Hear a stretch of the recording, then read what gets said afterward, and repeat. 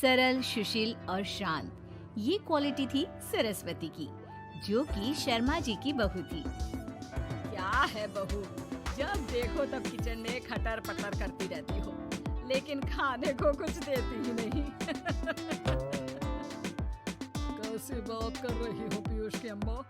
सुबह से 4 कप चाय, 2 बार नाश्ता और इतनी सारी बहू के हाथ की नमकीन तो खा चुकी हो, फिर भी ऐसा बोल रही हो? अरे कुछ तो डरो ऊपर वाले से। तभी वहाँ पीयूष आ जाता है। क्या है सरस्वती, इतनी देर लगती है क्या टिफिन बनाने में? एक काम है घर का तुम्हारे पास, वो भी नहीं कर पाती हो वक्त पर। आपका टिफिन टेबल पर रखा है और नाश्ता भी, बाकी का सामान बेड पर रखा है और अब मैं मंदिर जा रही हूँ। सरस्वती मंदिर चली जाती है। उसके जाने के बाद घर में, यार माँ कैसी गवाह लड़की से शादी करा दी है। मंदिर, पूजा, किचन और सास ससुर के सिवा इसे कुछ दिखता ही नहीं है कि कैसे खुद को स्मार्ट बनाकर रहना होता है। ऐसे लोगों से जुड़ना है, बातें करनी है, ऐश करना है। अरे पैसा बचाओ और कुछ आता ही नहीं इस लड़की को। जो क्वालिटी तू गलत तरीके से बता रहा है ना, दरअसल एक अच्छी गृहिणी की वही सारी अच्छाई होती है बेटा। घर को चलाना, समाज में इज्जत दिलाना और घर वालों का ख्याल रखना, और चाहिए क्यों? अरे क्यों नहीं चाहिए कुछ और? लड़की ऐसी होती है कि घर आए तो पूरा घर बदल कर रख दे, सभी को खुश रखे। लेकिन बहू के अंदर तो ये सारी क्वालिटी है ही नहीं। अरे खुश तो उन्हें रखा जाता है जो खुश रहना जानते हैं। तुम लोगों को तो कोई खुश नहीं कर सकता। पिताजी, अब आप ही लोग सोचिए, क्योंकि मैं किसी और से शादी करना चाहता हूँ। आप लोगों को बहू के साथ रहना है या मेरे साथ? क्योंकि मैं अब इसके साथ नहीं रह सकता। मैं बहू को नहीं छोड़ सकता।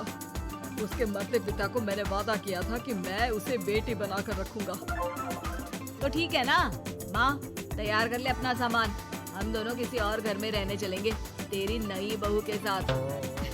अरे हाँ बेटा, वही ठीक है, लेकिन मैं तेरे पिता के बिना भी तो नहीं रह सकती।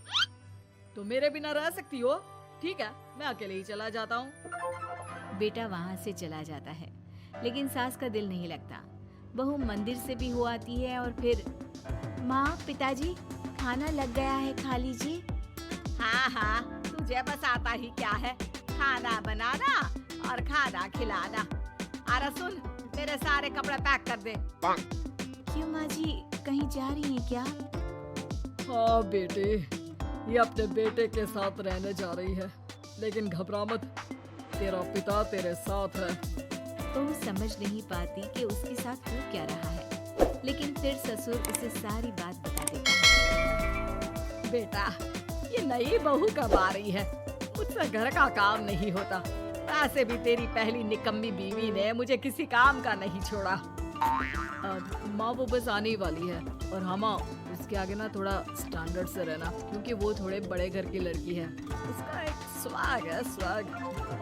तभी वहाँ एक बहुत सुंदर सी लंबी सी लड़की आती है। हे पीयूष, भागकर कैब से मेरा सामान ले आओ, और हाँ प्लीज एसी ऑन करके जाना। रीमा, ये मेरी माँ है।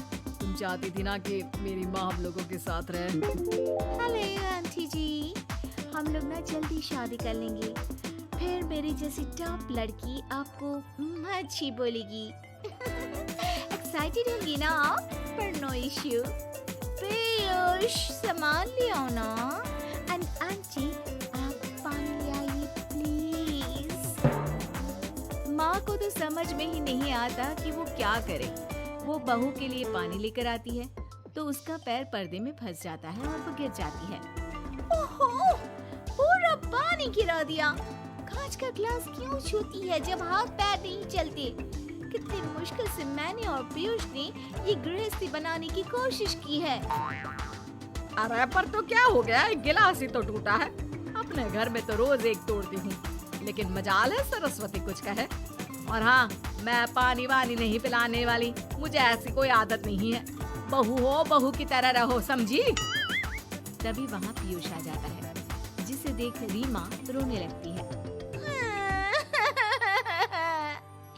देख लो अपनी माँ को, कैसी करी छोटी सुना रही है। और अभी तो मैं आई हूँ, थक गई थी, बस पानी क्या मांग लिया। कह रही है बहू हो, बहू की तरह रहो।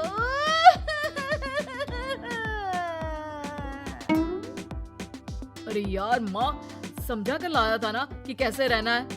माँ ऐसा करोगी तो मैं भी नहीं रख पाऊंगा तुमको हमारे साथ।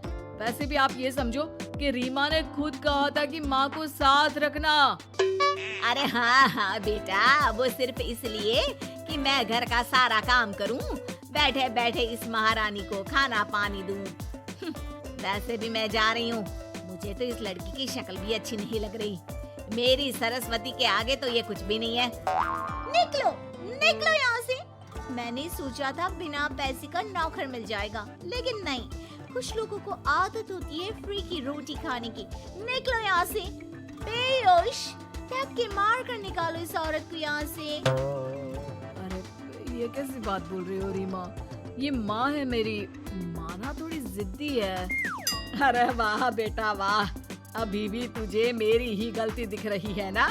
कोई बात नहीं। माँ वापस घर आ जाती है। बहू, मुझे माफ कर दे बेटा, वो तो शैतान का नानी है।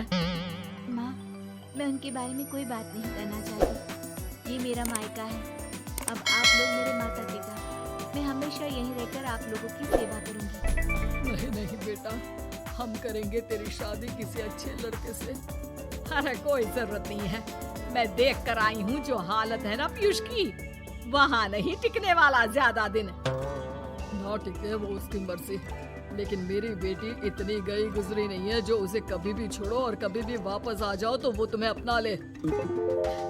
अब ज्यादा ही हो रहा है आपका। माना मैंने गलत किया बहू के साथ, लेकिन वो उसका पति है। और फिर कहावत है ना, सुबह का भूला शाम को वापस आ जाए तो उसे भूला नहीं कहते। तभी वहाँ पीयूष आ जाता है। माँ, वो भूला आ गया। मुझे माफ कर दो सरस्वती के जिस गुण को मैं सही नहीं मानता था। दरअसल जीवन को सही तरीके से जीने के लिए वही गुण होने चाहिए। मुझे माफ कर दो सरस्वती। मैं आज के बाद तुम्हें और पापा को छोड़कर कहीं नहीं जाऊंगा।